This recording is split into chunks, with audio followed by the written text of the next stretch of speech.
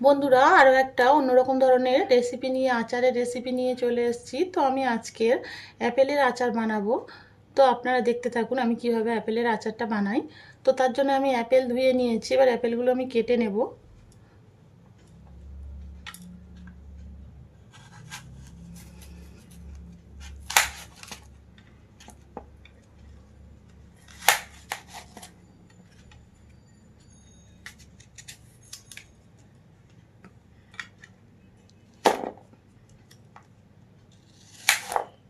তো এরকম চৌকো চৌকো টুকরো করে কেটে নিচ্ছি। আবারও আমি জলের মধ্যে দিয়ে দেব, না হলে পুরো অ্যাপেলটা কালো হয়ে যাবে।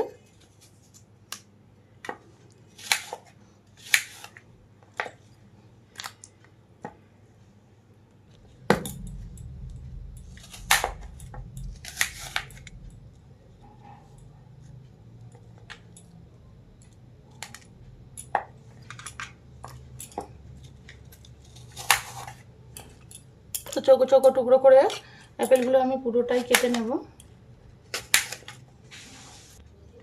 তো দেখুন সবগুলো আপেল আমি কেটে নিয়েছি চৌকো টুকরো করে। এবার আমি গ্যাস ওভেনের কাছে চলে যাব আচার বানানোর জন্য। তো গ্যাস ওভেনের মধ্যে আমি একটা কড়াই বসিয়ে নিয়েছি। তো কড়াইতে আমি সরষের তেল দিয়ে দিচ্ছি পরিমাণ মতো। তেলটা গরম হয়ে গিয়েছে, এবার দিয়ে দিচ্ছি দুটো শুকনো লঙ্কা আর একটুখানি সাদা সরষে।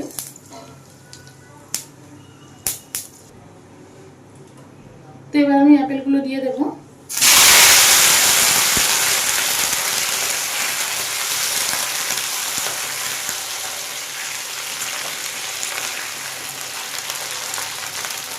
অল্প কিছুক্ষণ আমি নেড়ে ফেলে তারপরে চিনি দিয়ে দেবো পরিমাণ মতো।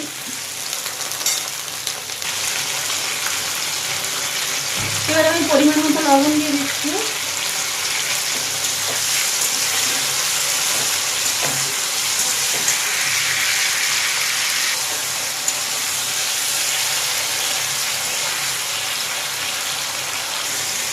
লবণটা দেওয়ার পরে কিছুক্ষণ নাড়াচাড়া করে নেওয়ার পরে এবার দিয়ে দেবো চিনি। পরিমাণ মতো চিনি দিয়ে দিচ্ছি।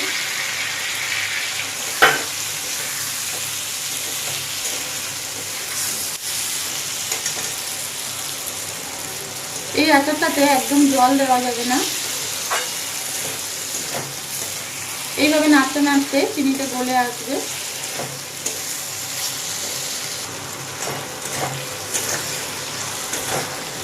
দেখুন আস্তে আস্তে চিনিটা গলে আসছে।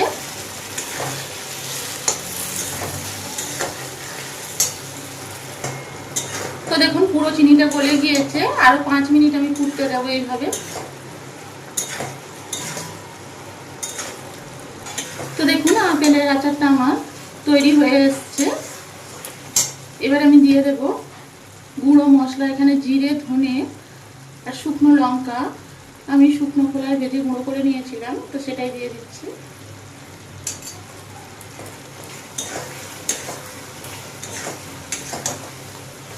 তো নেড়ে চেড়ে আমি আর একটু সময় পরে 1 মিনিট পরেই আমি নামিয়ে নেব। এটা অ্যাপেলগুলো আমার একদমই সিদ্ধ হয়ে গিয়েছে।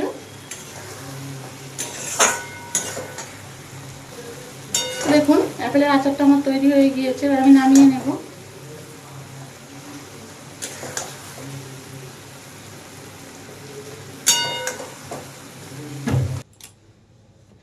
তো দেখুন অ্যাপেলের আচারটা আমার তৈরি হয়ে গিয়েছে। এই আচারটা ভাতের শেষ পাতে অথবা রুটি দিয়েও আপনারা খেতে পারেন। তো বন্ধুরা আমার এই রেসিপিটা ভালো লাগলে লাইক করবেন, শেয়ার করবেন আর সাবস্ক্রাইব করে পাশে থাকবেন। তো আজকেরকার মতো আমার ভিডিওটা আমি এখানেই শেষ করছি।